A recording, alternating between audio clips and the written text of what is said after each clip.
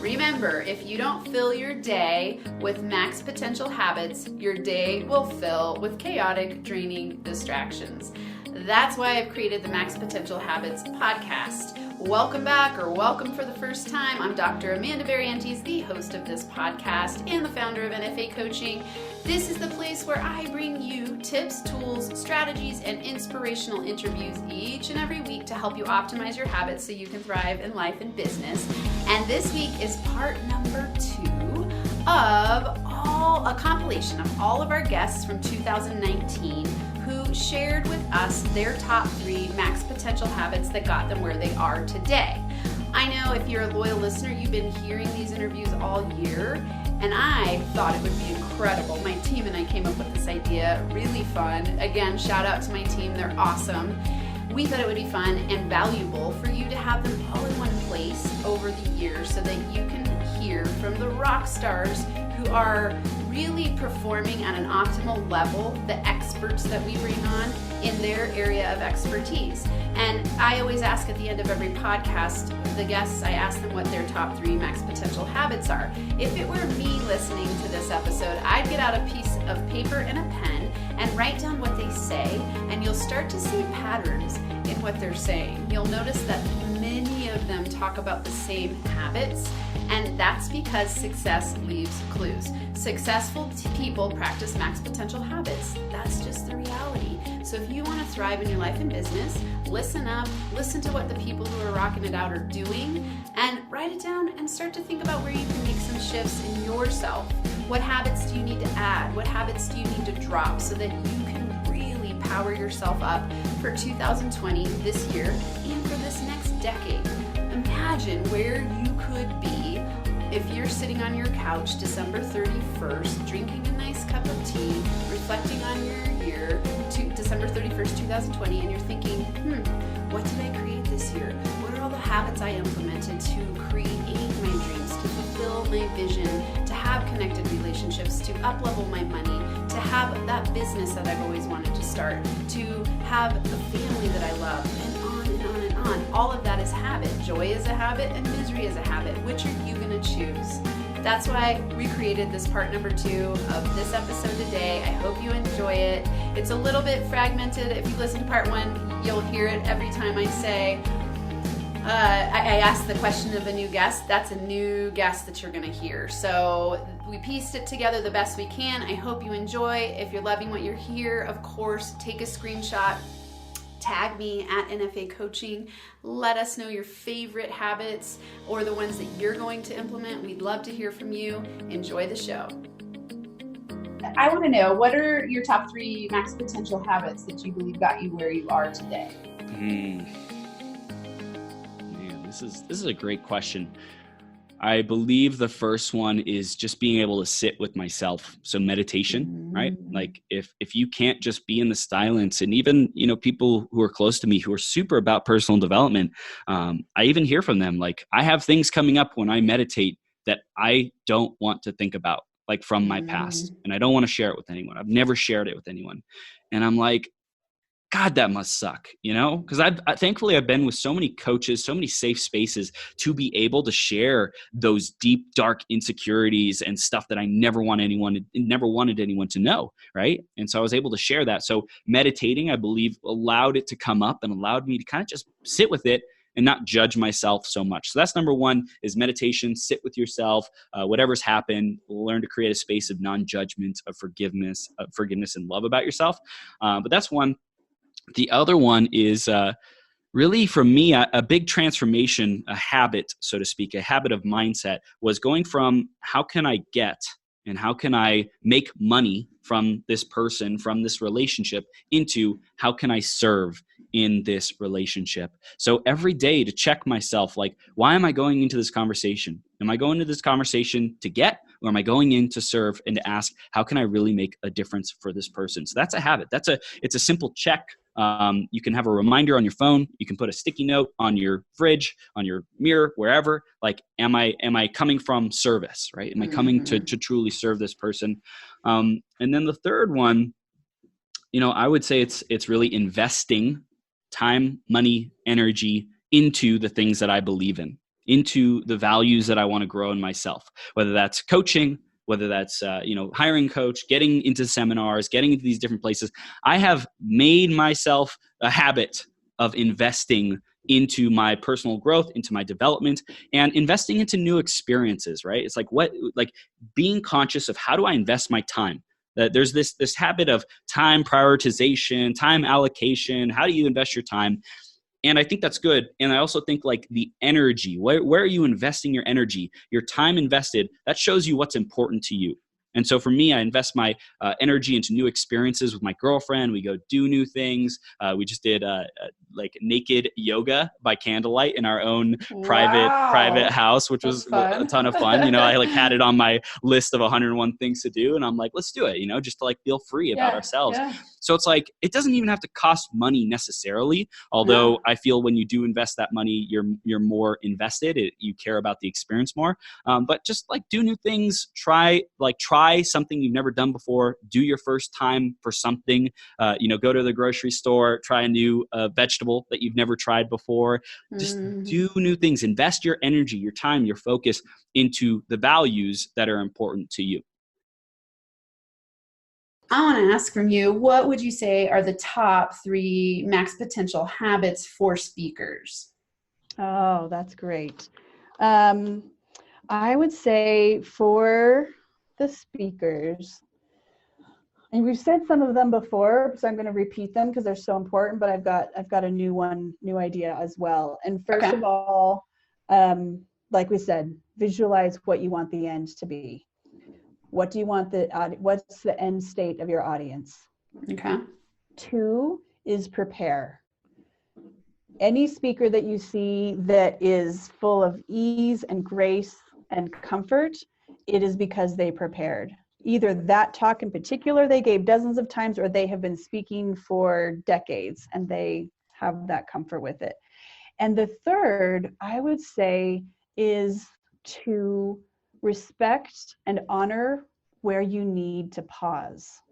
Ooh, tell us a little more about that. So pauses are your friend. As a speaker, time and awareness are moving very differently for you than for the audience. And so when people have a moment of they can't remember their words, or their emotions are gotten ahead of them a little bit, when a speaker pauses, it's going to feel like a really, really long time. It does not feel like a really, really long time to the audience. Letting yourself take that breath, letting yourself reconnect to yourself, letting yourself connect to your audience. It feels natural, it feels present. The audience rarely feels, I've only, in this many years, in this many performances, I've only known of one speaker where people were, it was a little bit much for the pauses, but because they were like seriously 30 seconds long. So maybe not 30 seconds, but yeah. But you're right. I think when people get nervous, they tend to talk too fast. Yes. And so, if public speaking is such a big fear for people, they just go, go, go, go, go, go. And it makes sense. But I love, I don't know, even when you said it, in my body just relaxed. There's something about like respecting, you said respect and honor where you need to pause. It's such a good metaphor for life in general. Exactly, right? But it's like, in public speaking, it is, you're right. If you watch those really powerful speakers, it's a dance, and they're taking you on a journey, and they are pausing. I hadn't thought of it that way before, but that's so valuable. Yeah. So I want to ask, what would you say are the top 3 max potential health habits that you would want to share with listeners? I would say number 1 is to just start taking yourself as a priority, moving yourself onto your schedule, put yourself on your schedule. And daily. When you say yourself, your health, tell me a little more. Put your health on your schedule. Yes. You just schedule it, because like everything else in your life, if you're not scheduling it, for most of us, it doesn't get done. And after a while, it'll become a priority. Drink more water. you know, and number two, I would say de-stress. One of the most important things too is to really find areas of your life that you can start to add, you know, just calming methods to. Find Okay. somewhere to de-stress, because that is the number one cause of all illness today. And it causes inflammation, which is leading to cancer, everything. So, Mm-hmm. you know, besides being your number one self-care advocate and start putting yourself first and scheduling yourself, you know, find areas in your life where you can de-stress in little small ways, you know. Mm-hmm. And then I think number two is really just starting to, you know, look at your health journey. Where do you want to go? Look at your health today. Is it where you want to be? If it's not where you want to be, then you have to start taking steps in order to move it into a different direction. And Mm-hmm. I read this thing this morning by John Maxwell, and he said, you know, leaders are not born, they are developed. And your Mm-hmm. health is the same way, ladies. It's developed. It's a journey. And the journey is going to change, you know, from month to month, maybe year to year, different age stages you're in, men too. It changes. So take time to reflect, just like you sit down at the beginning in January and you reflect on the coming year, or in December, like what you want for the next year, as far as like most of us want like business, and we looked at and we put all of our business goals down. Do the same thing for your health. What health Mm-hmm. goals do you want for the next year? Where do you want to be different in a year from now? What can you change that or isn't working? Because if you look at yourself and you're not healthy, then obviously the things that you're doing have not been working. So be willing to be open to Mm-hmm. change. I really want to know what you think the top 3 habits are for developing and fostering a fulfilling relationship. Mm-hmm. So I would say number one, self-awareness. I mean, you're going to have that anywhere in business too. I think it's a really important one. Yeah.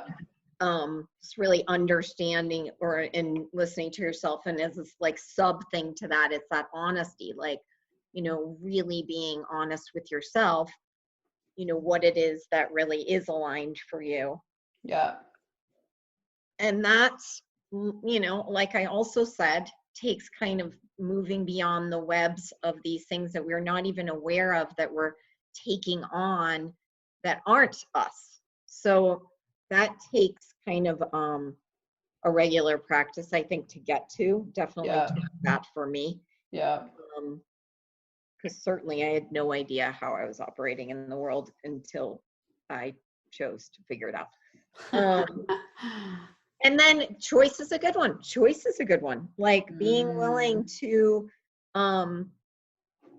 be in choice. Like, you know, you have that power. You get to choose. You get to choose and experience and choose again and choose again. It's beginning again, beginning again, beginning again, all the time, you know? So whereas, you know, if you're not doing that, you may be spiraling into, oh, I did it wrong, I'm never going to succeed.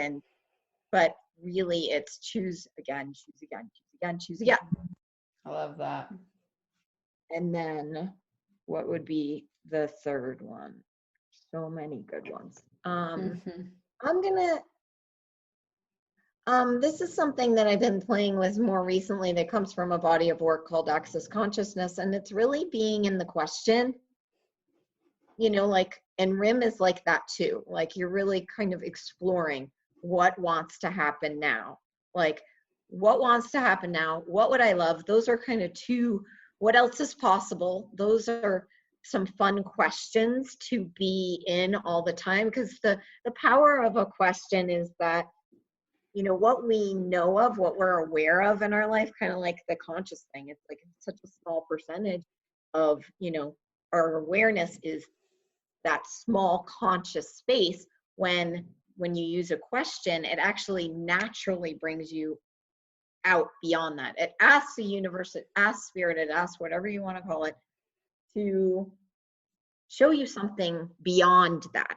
Like what wants to happen is beyond your conscious awareness in the moment. And you sense it, you notice, okay, I'm drawn to this, and then you do that, make that choice.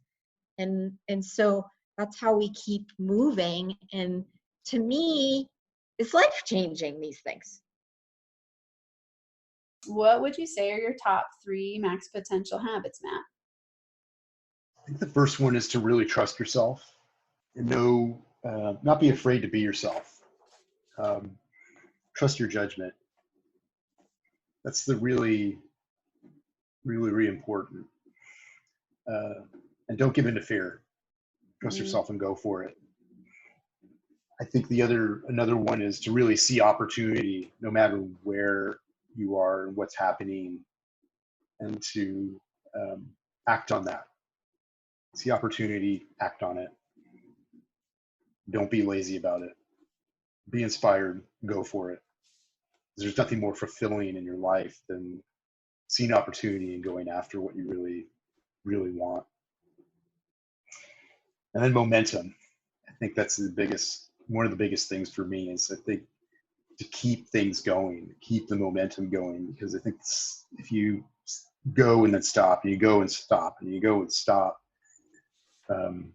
it's almost like going to the gym, you know. You go to the gym, you're like, woo, I feel great. Then you stop going and you're like, I can't do it anymore. And it's very analogous to a lot of things, especially when you're building a business or when you want to go someplace or, be more successful. You have to keep going. You have to build that momentum. So it's a lot like going to the gym. Keep going, you keep going, you keep going. Yeah.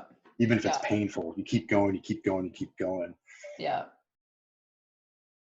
What would you say are the top 3 max potential habits that you have implemented to get where you are today? Okay, so and number actually, one, I'm gonna ask you 2 sets. I'm gonna ask you for you as a person, and then for people who want to develop a YouTube channel that's successful, what would the top 3 habits be there as well? okay, I'm gonna start with YouTube. Okay, cool. One is you don't need to show your face. So a lot of people have this idea that, you have to record your face on YouTube channels. And if it's going to create the habit of you producing content, don't show your face. My first video, the Facebook ads one, my face was nowhere near it. I didn't want to show my face. I was scared. So what I did was I just screen recorded me talking, kind of like a podcast, kind of like a video tutorial.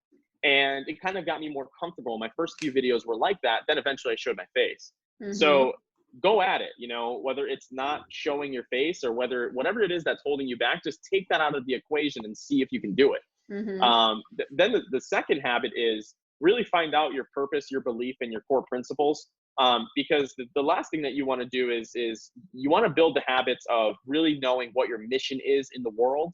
And if your mission is to give back to endangered species, well, make YouTube videos to complement those beliefs in that core system. And the reason for that is because things change as you get older, and as things happen that, all of a sudden you believe in different things. So you want to really know what to stick to and build the habit of reinforcing those beliefs and just sticking to it. Kind of like what you said, the domino effect and those keystone habits will get you to, your core belief, and exercising that muscle as much as possible. And then the third habit is learn technical. If you don't know technical stuff like uploading a video, optimizing the keywords, adding the tags, I'm going to tell you your competitor does. So I spend a lot of my time learning some of these little technical things. And it's not because it's the most important thing. The content's what's most important.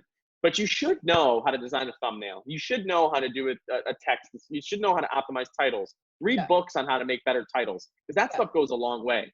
If you ever go on Facebook, you always see these clickbait ads that people are sharing, right? Like Big Pharma CEO says, screw the public, let's satisfy the shareholders. Those types of titles that get clicks. Even though it may not be true, it's still getting the click. That place is still getting the attention.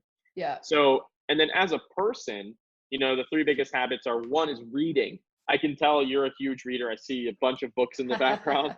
Yep. And it's one of those habits to where I spend like 15 minutes a day on. But I swear to God, every time I read, I have something revolutionary to bring to work. And one of those things is the concept of MACJ, which is the madman, architect, carpenter, and judge. And basically, it's a project management philosophy that Harvard uses. And I would have never learned that if I didn't pick up a book. Nice. These people that are writing these books are too busy to be Gary Vee, right? These are real, impactful billionaires writing. So you Yeah. need to read it. If Yeah. you want, that's what your goal wants to be, you need to read what these people are doing. So that's the number one habit. If you don't like reading, you're not going to be successful. I firmly believe that. And then the second one is start building the habit of bettering your relationships in person.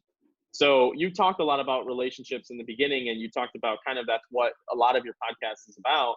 And if you can't build a relationship with yourself, like I said before, you're not going to be able to build a relationship with people. So get better at communicating with the people that you love as soon as possible. Get better at, instead of listening to music in the morning, call somebody that you love and talk to them in the morning. It's going to make that much of an impact in your life, because when you leave work, it's all about your personal relationships. And sometimes you need time for that. So I've really focused on getting better at personal relationships, that habit, and it translated in business too. We keep clients for 18 months since we've started. We've had our first client since we've started hanging out with us. And that's because we've strictly focused on keeping those relationships. And then the third habit I would say is really start to hang out with people in an environment of people that you like, and reinforce your beliefs and your core principles and have a vision just like you do. Because the people that don't have that vision, I'm sure they're not going to be on the same page as you, and it's going to become frustrating if you're trying to change yourself.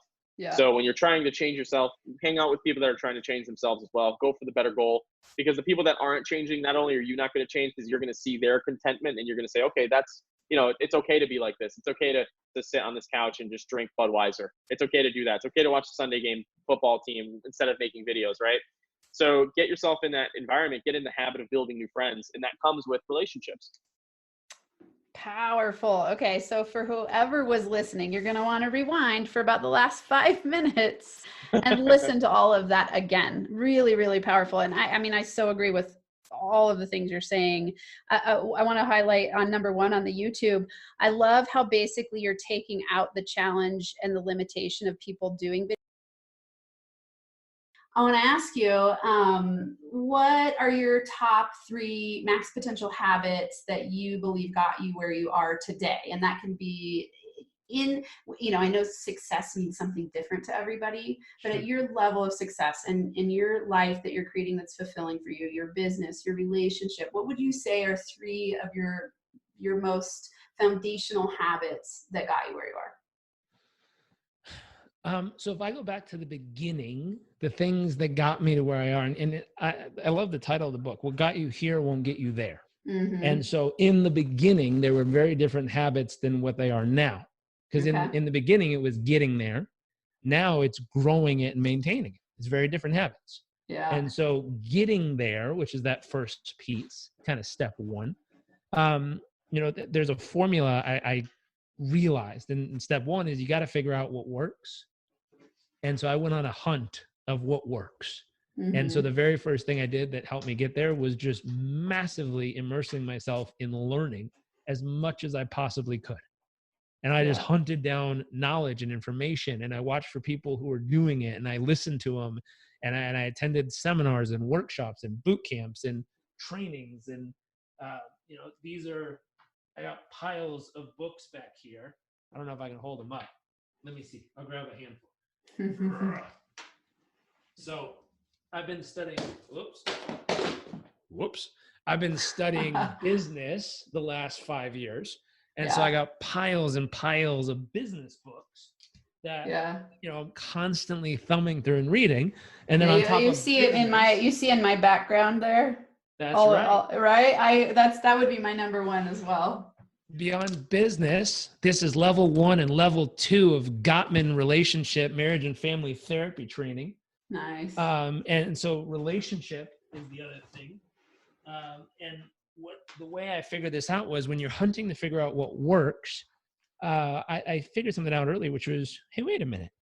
If I wanted to become a PhD in this topic, a doctorate level of understanding, how long should it take? And how much information should I acquire? And what should I be proficient at in order to call myself a PhD in a topic?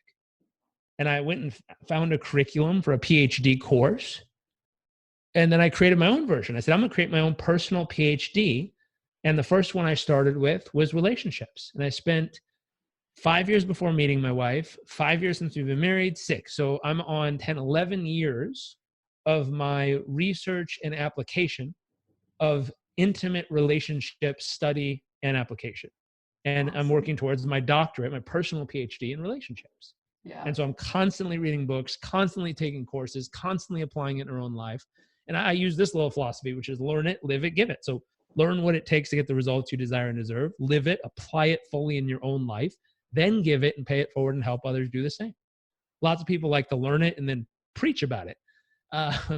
And they haven't done it themselves. So they don't know the real firsthand experience of how it goes down in their own life. Or they tried it, screwed it up, and don't talk about those things. But live it, figure out how to make it work by using the tools. So one, acquiring a massive amount of knowledge, my personal PhD. I think I'm like 5 or 6 years into my business personal PhD right now, and 11 years into my relationship one. And I have more I want to do after that, but these are the first ones I'm starting with. Besides that, so acquiring knowledge, other habits. I tried to figure out what's the minimum investment necessary to get the maximum ROI as quickly as possible first thing in the morning. And what I mean is everyone talks about the whole wheel of life, all these categories you got to do good at. You got to do good in your health, your emotions, your relationship, your finance, your business, your spiritual life, giving, all these things. And I looked at the amount of time I needed to invest into my business to grow it in the beginning, which is basically all the time you have to get it off the ground. And I was like, how in the world am I going to fit every second of the day? Every waking moment is what it takes to get a business off the ground. It's true in the beginning. It's definitely true. And I looked at all these other pieces and I'm like, how the hell am I supposed to fit anything else in my life in if every waking moment is required to drive this business forward? And so I said, wait a minute. Minimum investment for maximum return.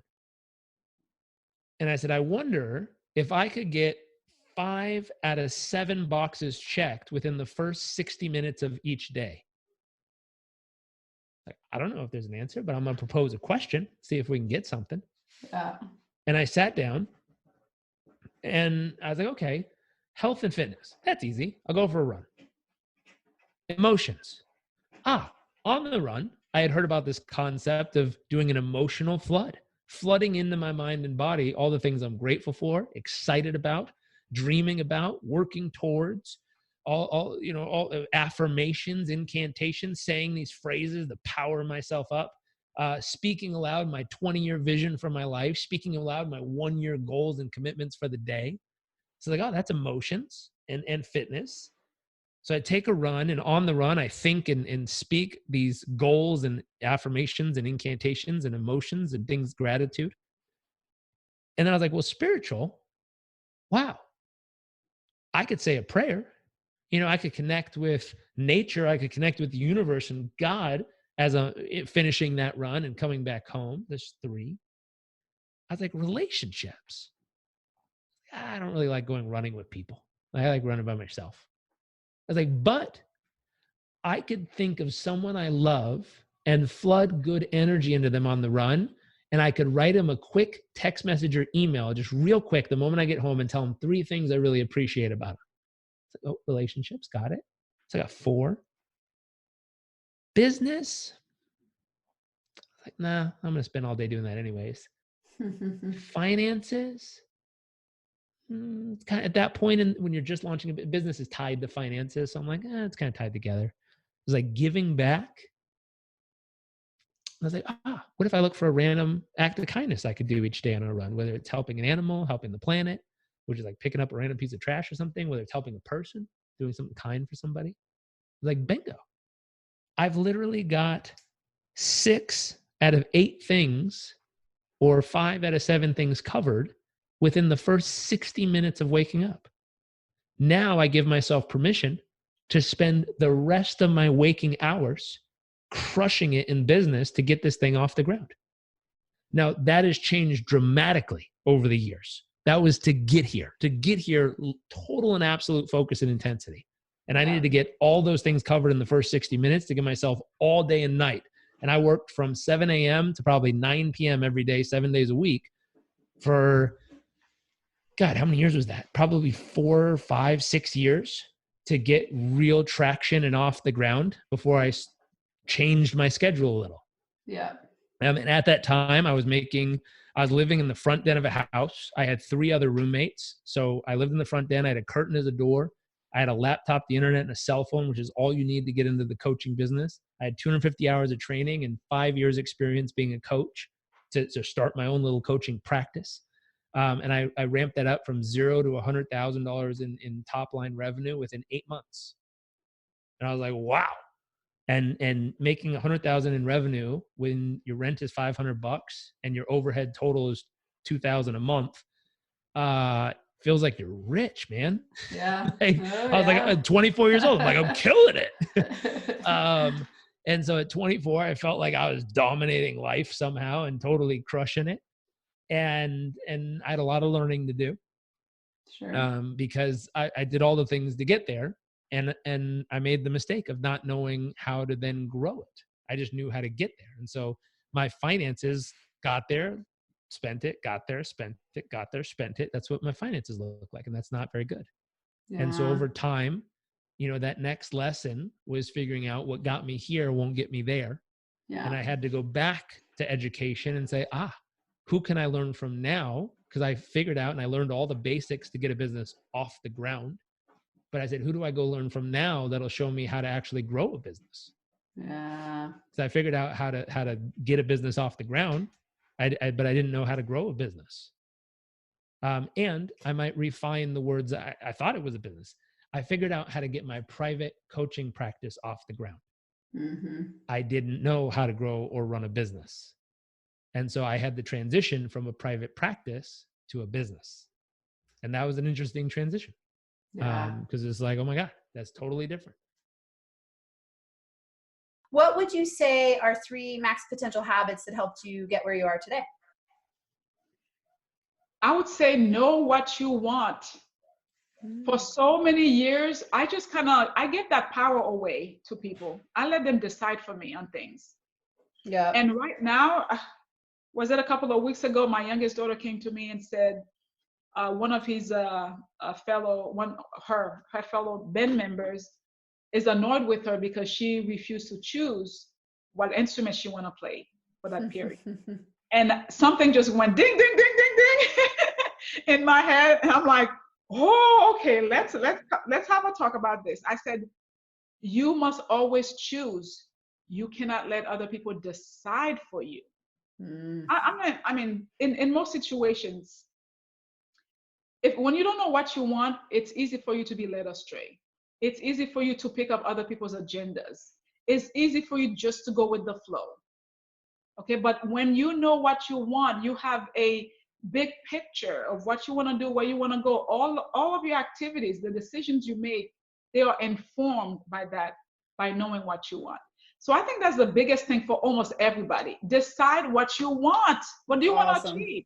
Yeah. I mean, that's powerful. If you can answer that question, then everything else will be easy, because then you'll know what to tackle. You know what to put your energy on. Yeah. Second thing, I would say use a planner. However, yes.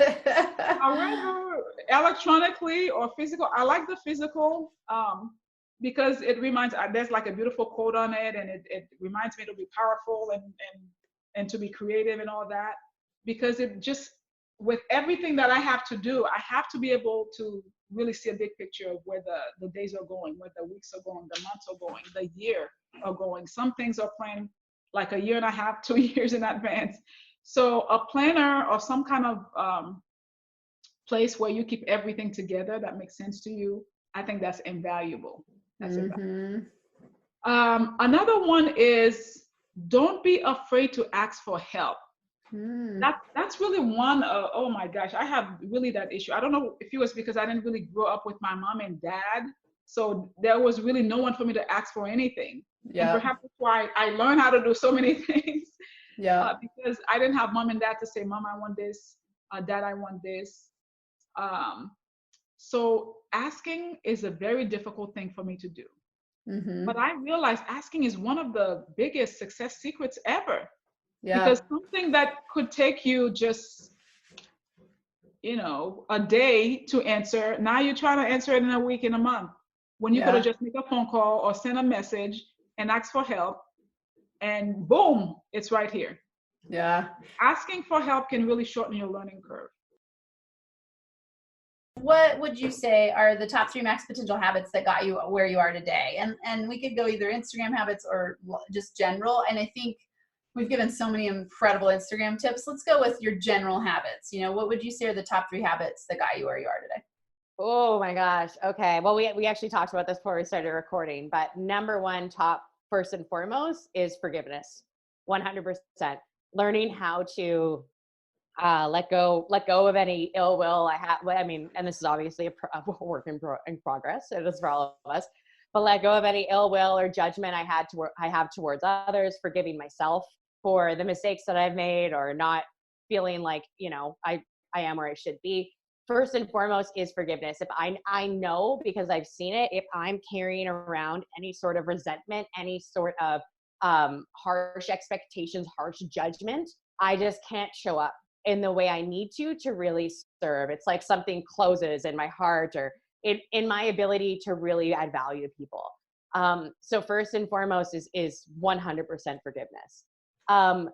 Second, I would say, is really developing the ability to be curious, and recognizing when just being really open to, like, what am I curious? This is how my Instagram business started. How Instagram became a part of my business. I was just curious about it. I was just for some reason, I was driven to find out about it. There was a huge, like, okay, I'm interested. Like, I want to push further on this. So I'm open, but I'm always open to information. I'm selective with what I actually put my time into.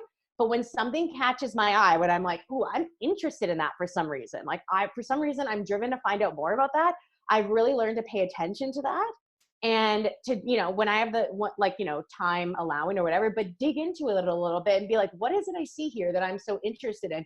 Because it might, Instagram is not going to be the app forever. My business is probably going to evolve. And same with everybody listening, you're probably going to evolve, because who you can help now is very different than who you can help 10 years from now. So I'm always very aware and very cognizant of when I get curious about something, and investing a little bit of time into it and being like, why am I so curious about that? What is this for me? And then I would say the third thing, what would be the third potential habit? I really, really struggled with self-discipline and essentially kind of staying on track and scheduling when I first started working for myself. If you've had a job most of your life, the one thing that you take for granted is that you're given structure. I took that for granted, right? Is that you're given structure when you go into that job. So you don't need to worry about that part. You don't need to worry about the part where you don't know what to do or how your day is blocked out. When you start working for yourself, holy man, it's a different ballgame. So I would say the self-discipline and learning how to structure myself. This ties in a lot with forgiveness, with being okay with when you don't do enough that day or whatever. So the self-discipline, and what I do, what really works for me, is for my days that I'm going to be working, I make a list of 3 to 5 things that I need to do that day. I stay on the first thing until it's done. And then I do whatever I want to do. I take a break, whatever. And then I stay on the second thing until it's done. Take a break, whatever. And the things that the biggest struggle I had is well, am I focusing on the right thing? And it's you don't know that till you do it. That's being I don't know.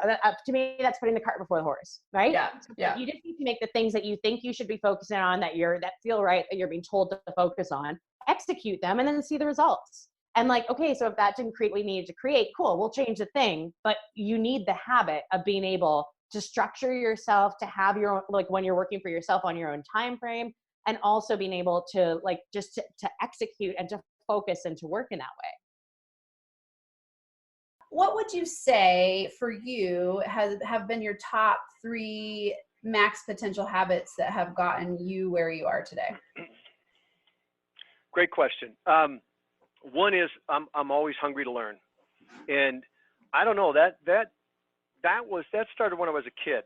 So all I've had to do is kind of feed that. For whatever the reason, it was kind of in my DNA, and so I'm always hungry to learn. I'm always learning new things. I'm always trying new things. I'd say the other habit is I'm very connected to my vision.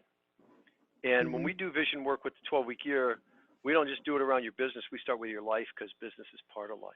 So there's an emotional connection to what I'm doing Monday through Friday and the life I want to live. The other one is just understanding that there's a price to pay. Anything worthwhile takes effort. So I've been willing to pay that price on a daily basis. Now, I'm not, it sounds like I'm the superhero. I'm not. I don't execute perfectly. There's weeks I stumble, but week in, week out, day in, day out, I'm clear on the fact that, look, if I want to live this life, I have to do these things, whatever that takes. If I want to be healthy, I got to go to the gym. I got to eat better. And it's not going from one diet to the next. It's not going from, South Beach to paleo to keto. It's about daily habit. It's the daily mundane, if you will. Yeah. And so I've been clear on that, and I think, willing to pay that price on a daily basis. So tell us 3 max potential habits that you feel like have been impactful in getting you where you are in any area of life or business. Yeah, I will say the first one is staying in the listening. It is something that I think makes me a natural coach and makes every interaction that I have even richer, because I really enjoy staying in the present moment and being in the listening. And it's about listening to what's being said and what's being unsaid. And this has helped me in business. This has helped me in intimate relationship. This has helped me in all areas of my life, really staying in the listening as opposed to future tripping or, going into some past pain, but just staying present in the listening. Okay. The other I would say is my evening and morning routine that is critical to my life, to my success, to my well-being, and quite simply knowing the way that I can optimize my time and energy best. So that's something too, and I'm happy to share. I'm curious. Sure. What do you do? I do a morning and evening routine as well. Yeah. I'm curious what is yours. So my evening is, and I'm a morning person. I'm not a night person. So okay. I'm often like lights out by like 9:30. Okay. So before I go to bed, I put my phone into airplane mode. I take a very, very, very hot shower. I get into bed and I have a 10-minute sleep meditation that I listen to, and then I'm out like a light. Wonderful. When I get up in the morning, and I'm usually up 5:30, first thing I do is meditate. After I meditate, I drink a large mason jar of warm water with lemon. Then I'll read and write in my journal, all sort of happening right then and there. And then once all of that is complete, I will put my phone back on Wi-Fi and have my coffee. Nice. It's awesome. Boundaries, right? Even that is the boundary. The Wi-Fi turning off is a boundary. I've been doing this now for almost 4 years. I would literally say this is the number one practice I would credit for completely shifting my energy when I wake up in the morning. I used to wake up someone who thought, what do I need to worry about today? Yeah. Yeah. What do I need to worry about today? Yeah. And instead you're priming yourself through meditation, journaling, relaxation, connecting with yourself to gear yourself up to be inspired all day long. Yeah. And sometimes it's an hour, sometimes it's 2 hours before I put my Wi-Fi back on. And, the world hasn't come to an end. Yeah. And my people in my life who are close to me know that even if something horrible happens, I'll find out when I put my Wi-Fi back on. Yeah. Yeah. Or even if something wonderful happens, let's say yes. I'll find out. And fortunately, you know, I'm up early enough in the morning that, you know, my Wi-Fi is generally back on before like the rest of, you know, people are doing whatever. So it's not a big deal. But for me to wake up and not look at my phone and see all the notifications and not get sucked into anyone else's urgency, you know, it's like not mine. I'm going to do what I need to do for me first. That's powerful. I love that. Try that out, everyone. Listen, just for a week. Try it out and see how you feel. See it. And then I would say the third thing is getting out in nature. I live in Boulder. I'm a big hiker, and it's really important to me to be able to get out in nature and, you know, just be. All right. Tell us your top 3 max potential habits that you believe got you where you are today. Oh yeah, the max potential habits. One is I am super incredibly high integrity about everything I do. I do not like being late. I do not like not following through. And I think it speaks volumes about the pace at which I've been able to progress in all areas of my life, whether it's football, whether it's this profession here. And so for me, when I say integrity, it's not just doing the right thing. It's doing what you said you're going to do. That's it. So I'm very keen on what I say I'm going to do. Like I don't put a lot out there because I'm going to do all of this. That's a big piece. Is being very clear of showing up, because when somebody feels respected like that goes a long way. And I think all your success lives and dies in the dark. It's the conversation had about you in a private room, which will make your business or your life, whatever, live or die. So if somebody says something that's bad to say about you, that's because you did them wrong. And don't think because you did something wrong and nobody knows, it's not going to come back. It always does. What you do in the dark comes in the light. So integrity, it's the one thing I hammer on to my kids big. It's like, you got to be a person of your word in all aspects. And yes, that's one piece. The other one is realizing I'm not going to die. I don't know if it's a habit, but when I look at a lot of, that's weird to do it out of preference. I realize without a preface, it sounds odd. Like, you're going to die. Just so you guys know, you're going to die. At some point. I mean, you're not going to die if you take this scary leap. That's the thing for me. And so I look at things, and I've found that along my life's journey, all the things that I was afraid of, I was afraid for a reason, because it had some sort of importance. And what scared me was the thing that I didn't know could happen. I always focus on the unknown negative. This is going to go wrong. This is going to be bad. And then I look back at my college coach, and he was like, hey, you know, I never want you to get into a football game on your first rep, be the first time you've taken a snap. I was like, what do you mean? Like, the first rep at the beginning of the game, it could have been another snap. He goes, no, you got to visualize it.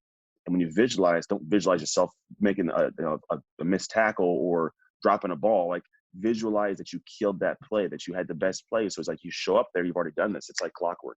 And so for me, I'm really big on making sure that I show up and do things in a different stance, different perspective than most people would. So I go into things realizing I'm not going to die, and my focus goes towards heavy on the positive. I envision all in that unknown that scares me. What is the unknown positive? What's the unknown great? And so I'm always focused on that. And that's what the Ninja Warrior was. I'm telling you, everybody was like, this guy's too big. It's just not going to happen. If I'd have focused on I'm too big, in the moment it got hard, I'd have been like, I'm too big. It's okay. I was like, no, I'm going to get through this. I'm going to hit that buzzer right there. And so the perspective changes, because where my focus goes, energy flows. So I'm always looking at things from a stance of, I'm not going to die. And then the last one is, I guess, habit-wise, I don't know how you would look at this as a habit, but I want to make sure that I communicate to everybody at the level they need to be communicated to. So for my kids, with my wife, with my clients, I don't try to highball it, go big. I realize that my job is to connect with human beings, and no matter what it is, and that comes with me. Covey says, treat everybody the same by treating everybody different. And I love that one. So in my life, my kids, I treat them the same by treating them different. Like, I'll get that difference from them. My clients the same way. Like, I realize everybody has a different need, and that gives me a lot of empathy and compassion for the world, realizing that just because it frustrates me doesn't mean it's any different. Like the whole thing with like people saying, oh, you had a really tough, situation. Like, and I see people in the world like, well, you didn't go through what I went through, so it's difficult, and you can't even, it's like, yeah, but if you think about the emotional impact, if we had to put on a scale, like the emotional Richter scale, me going through what I went through for me was high. At this point, looking back, like I navigated, like I might have been like an 8 for me. But as some kid who might have had a silver spoon, when mom and dad, took them out of a sport, that could have been a 10 for them. Yeah. The emotional Richter scale could have been so emotionally, relatively, that person did feel something. Now, yeah, they didn't feel my thing, but is that a moment for me to step in and make them feel worse? Like, Right. no, like it's a relative thing. So for me, I look at every human I'm around and what's going on in their heart. My habit is to lean towards the aspect of, I don't know what their story is, what their relative pain is. And so if I'm really going to be the guy that you see talking like this, I got to show up with integrity and be the guy that lives and loves people the way they need to be. Yeah, those are incredible. And, it's interesting to think about habits. I like how you're saying, I don't know if this is a habit. And the truth is, I think about almost everything we do as a habit. It's you implementing certain ways of being that become habitual characteristics of yourself. So you've shaped your identity around these, and mindset is a habit, so you shifting toward the positive. I think a lot of people get stuck. I love number 2, where you talked about realizing I'm not going to die if I take that scary leap, because most people think I'm going to take the scary leap, and then they make up a whole bunch of stories about what's going to happen in the negative direction. And all you need to do is take the scary leap and look to the positive and expect that to happen instead. Who knows what outcome exactly you'll get? You might have to take multiple leaps, multiple times to get the outcome you want. But we make up all kinds of scary stories. You might as well make up a fun, positive one. Yeah. And then we have this thing, it's just like failure, because it's failure is what we're worried about. Yeah. And the problem is people don't realize that there's levels. Like JD says, there's levels to this stuff, right? There's levels to it. And failure, the problem is there's actually 6 levels. The top one is like, it's just, abject failure, the end of it. It's all gonna, right, it's done. Structural is like, hey, it's heavy structure, but it could, mess up, but it can still be fixable. Below that, you have a level, it's kind of like this, I don't know the word I usually use for it, but it's kind of like, it's gonna happen. It's like, a catastrophic, like, all right, hit the mark, like, all right, it's gonna blow up, right? It goes crazy. Then you have the expected or like common failure. And the common failure is like, the thank you is made for that. Then you have the version failure, which is like version 1.0 of the iPhone. And there's the version 2.0. Then you have expected failure. And so what happens is we have things that are like version failure. For example, a relationship. Man, this relationship ended. It was just version, 1.0. I'm unlovable. No one's going to love me. We stick it at the abject failure and like, I can never be in a relationship again. And it's like, so now you give no effort. Like you think it's the end of the road. And it might have been one that's just like, the explosive failure, like, let's blow this thing up and keep moving. There's different levels. And so when I say I'm not going to die, what I'm saying is I just don't put everything in the abject failure box. Yeah. Version, or it's expected. Like, business. If you just got into it, what the hell makes you think you should expect to win and make $1 million right now? Like you should go in thinking this is version or expected failure. Then when it's a failure, you don't feel as bad. Like, no, I knew it was going to happen. I failed. It's okay. Like that's where a lot of people who operate and say fail often. It's because they put these failures in lower boxes. And they grasp the meaning of them, what they're supposed to learn from them, and now we can move forwards. That's awesome. Super helpful. Rewind that, everyone, and listen and do version failure. Fail faster, fail forward, fail smarter. I mean, I love failing. And it's such a funny thing to say, but I go like, I learned from life. I have learned volumes from every failure, and I don't even, the word failure to me is funny because I think about it like mistakes. There are no mistakes. It's your attitude about it. It's your attitude about the failure. It's your attitude of, okay, what am I going to learn from this? How am I going to grow from this? What direction am I going to go now? So that was awesome. Thank you. Okay. If not that I want you to die today or it's going to happen, but if you had last words, what would your number 1 tip for life be? For life, I would say own your shift. Yeah. And there's levels to that one too, because everything with me has levels. I realize. I know. I like this about you. You're very systematic. Like you've got structure for things. Everything has a purpose and a place. I think too much, but I don't at the same time. I love things. Anyway, so I look at own your shift as actually a statement I have written on my intent bracelet. And own your shift has 3 levels. So the first one, if you think about it, is like if you own your shift, like you can make shift happen. I'm a little bit like, make shift happen in your life, whatever it is, like do some craziness, and it's every day. So my community is called the shift starters, right? We start shift daily. Now to own your shift is 3 tiers. One is to own my fault, my responsibility, either one. It could be your fault. If it's not your fault, it's definitely your responsibility, right? Own that it's my thing that got me here, right? Then yours says it's your job to do the work. Like it's not somebody else's.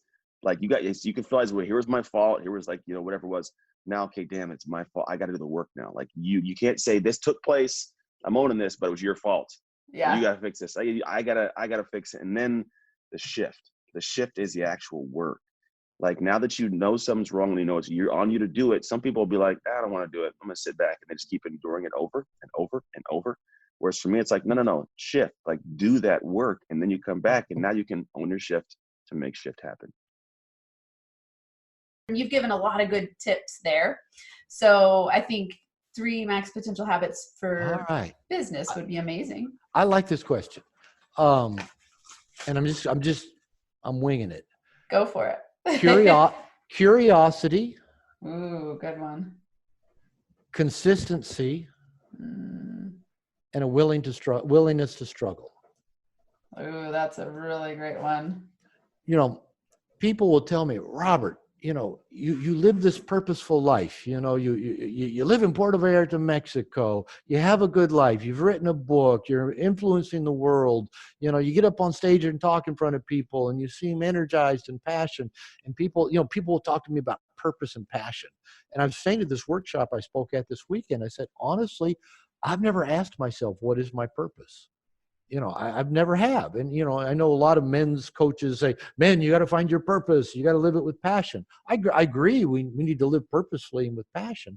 But I've never actually set out to look for my purpose. But what I've done is I've been willing to struggle with things. So like when I said, you know, when I started going to like a 12-step group, all right, you know, I need to figure some things out about me. Why did I act in this way? What do I need to do differently? Or then, you know, when I started hearing nice guys saying the same thing I was, okay, what's this about? So what I was shared like in this workshop this weekend is that everything that I do in my life, everything I've written, talked about here, have been stuff I've struggled with. I mean, I still bungle my way through relationships, and I had a PhD in marriage and family therapy at 29. I'm still trying to figure out relationships, and I keep learning, and what I learn, I then share with people. So there's a willingness to struggle in there. Okay, I'm going to struggle. I'll go to therapy. I'll get a coach. I'm in a men's program now. I've been in the last 2 years. I've had a coach. And in a men's program, we do workshops, retreats, we meet regularly. I've started smaller groups to help me with my exercise, with my writing, with other commitments. So, you know, I still struggle with stuff. I still go get these resources to help me. I'm still curious as to, you know, okay, why am I struggling? Why isn't this working? How come I'm procrastinating? I'm curious about stuff. Yeah. And I would say at least the feedback I get from people that know me, other men they'll say, Robert, I really respect your consistency.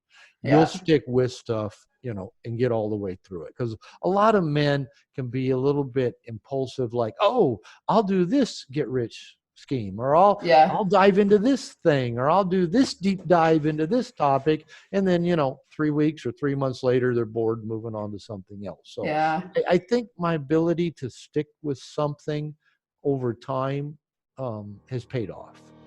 Thanks so much for listening to this episode of the Max Potential Habits podcast. If you're liking what you've heard, it would be so incredibly awesome if you would subscribe to the channel and leave a 5-star rating and a written review. This helps me help more people while we grow our NFA community so we can rock it out together. For Max Potential Habits resources, go to nfacoaching.com where you can access all of my resources. There's free ebooks, PDF checklists, a journal template, a business mindset meditation kit, and so much more. Plus, links to NFA coaching on Instagram, YouTube, LinkedIn, and Facebook. And if you're super serious about up-leveling, there's also a link to schedule a free consult to work with me in group or one-on-one coaching. Until next time, I hope you have a Max Potential Habits Day where you get inspired to do whatever it takes to transform into the most empowered version of yourself so you can lead a rich, thriving, kick-ass life and business.